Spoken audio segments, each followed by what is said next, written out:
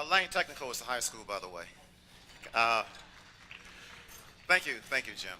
It's really good to be home. It's especially good to be home. When I walked into the room, I was surprised by some of my relatives sitting back here who I hadn't expected to see. So thank you for showing up. Yeah, as Jim says, I was born in Chicago, actually not too far from here. I went to school in Chicago. I learned to read in Chicago. I learned to write in Chicago. And Chicago was where I first got this idea into my head that I could be a writer.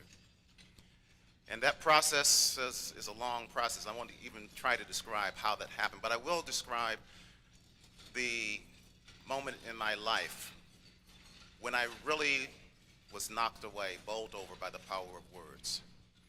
And it was as a young man of about 13. And I happened to stumble across this book by James Baldwin called The Fire Next Time. It's a classic Baldwin book. I'm sure you're all familiar with it. And it begins with an essay. It begins with an essay called A Letter to My Nephew on the 100th Anniversary of the Emancipation. And this letter is to literally his nephew, who was then more or less around the age I was at the time I was reading it, and whose father had died, and who was James Baldwin's namesake. And in that book, in that essay, he writes, "Your father was defeated long before he died, because in the bottom of his heart, he believed what white America said about him." And he goes on in that essay to say, to this essay addressed to this 14-year-old boy, "This innocent country put you in a ghetto and intended that you should perish." And as I'm reading this from my fourth floor apartment in 1850 West Washington and Henry Horner homes, it resonated. It made a great deal of sense to me.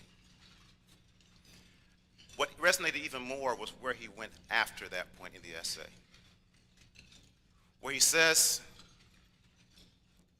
to his young audience, instead of being defeated, you should take this anger, this fire in your belly, and use it to generate the courage to move forward. And then he describes his view of where black men were in America. So he says, "The black man has functioned as a fixed star, as an immovable pillar.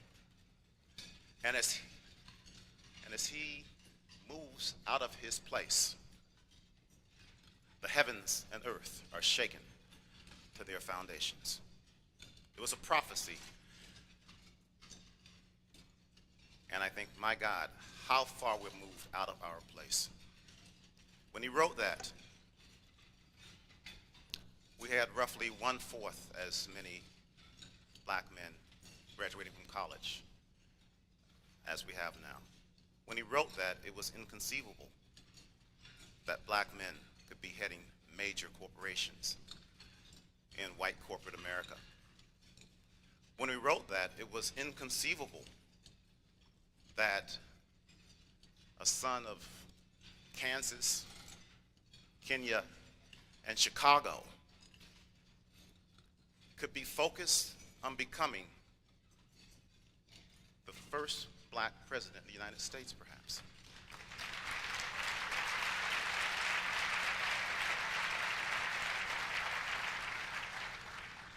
It's just amazing how far we have come. The problem is that we have a dual reality. The problem is that at the same time, we've enjoyed this hugely tremendous success for some of us.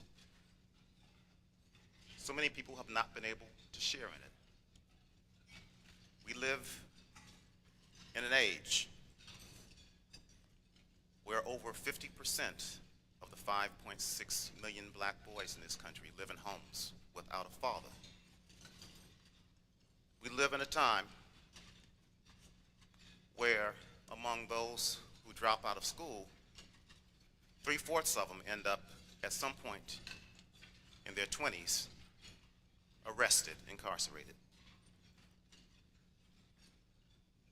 In another essay, Baldwin wrote, "One would hope at this hour the very sight of chains on black flesh, the very sight of chains would be so intolerable a sight, so unbearable a memory to Americans that they would rise up themselves and strike away the shackles." That was written at a time when the prison population was roughly 1/6 what it is now. Now, on any given day, we have upwards, well upwards of 2 million people incarcerated, either state, local, or federal prisons. Roughly 60% of those people are people of color. 37% of those are black men. What does that mean in terms of numbers? It means that on any given day, you have 830,000, give or take, black men locked down. Let me put that in context just for a second. What that means is that you have more black men in prison than the entire population of San Francisco. What that means is that if you took these black men, put them in one place, incorporated and called it a city, you would immediately have the 12th largest city in the United States, right after Detroit. What that means is that we are looking at a disaster. We're looking at a national tragedy. Now, I don't believe much in conspiracy theories. I don't believe that somebody sat down and said to themselves, let us create a school system that takes black boys and labels them emotional or educational problems and then teaches them nothing. But that's what we have created. I don't think people sat down and said, let us take those boys who effectively learned nothing, and when they dropped out of school, wait a few years and then arrest them. But that is in fact what we have created. I don't think people sat down and said, let us create a system where once we arrest these black boys, these black young men, they get disproportionately convicted of hard time. Yet that is what we have created. And I don't think anyone sat down and said, let us create a system that takes young black men, releases them to prison on a pathway to nowhere. But that, again, is what we have created. And our challenge, it seems to me, is to change this. I was given strict instructions not to speak very long, so I'm not going to speak before another minute. But I cannot stop without saying that I'm old enough to have attended, as a young man, the Reverend Jackson's Operation Breadbasket meetings. And I was always struck by what went on there. And I'm particularly struck today as the Urban League launches an initiative called I Am. Because I remember another I Am. I remember years ago sitting in an audience or maybe listening on radio when I would hear this booming voice come out and say, I may be poor, but I am somebody.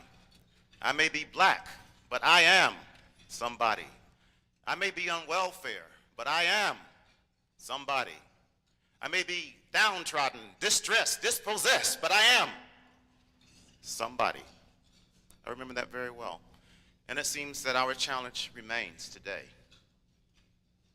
Not simply to teach all of us, and particularly young endangered men, young imperiled men, to say that they are somebody, but to live it and to believe it.